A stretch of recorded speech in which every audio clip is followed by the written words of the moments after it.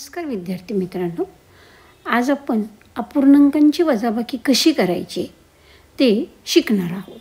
आता या ठिकाणी मी हे एक उदाहरण दिलेलं आहे, 43 वजा 3/7। आता या ठिकाणी 43 ही पूर्ण संख्या आहे, 3/7 हा अपूर्णांक आहे। आता आपण काय करतो की 43च्या खाली छेद नाही म्हणजे आपण 1 मांडतो आणि नेहमी आपण ही वजाबाकी कशी करतो तर तिरकस गुणाकार करून, म्हणजे 43 गुणिले 7 वजा 3 गुणिले 1 छेद 1 गुणिले 7।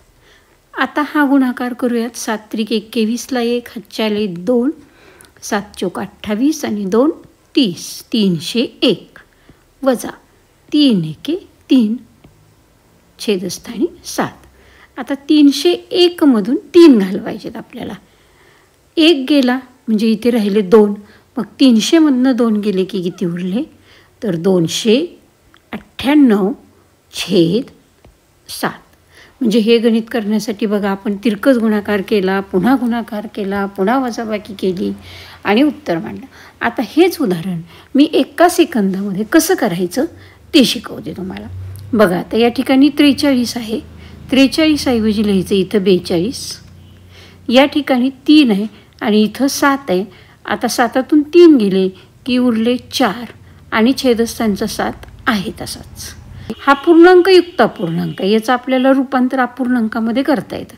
कसं करतो आपण, 42 गुणिले 7 अधिक 4 छेद 7। काय आलं, 7 दुणे 14ला 4, हातच्याला 1, 7 चौक 28, 28 आणि 1 29 अधिक 4 छेद 7 आणि बरोबर मग आलं 298/7।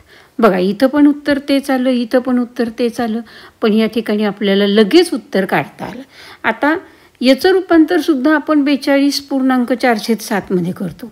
आता 7नं जर याला भागलं तर बघा आता 298/7, 7 चौक 28 वजाबाकी 9तून 8 गेला 1 उरले, वर्ण घेतले 8, 7 दुणे 14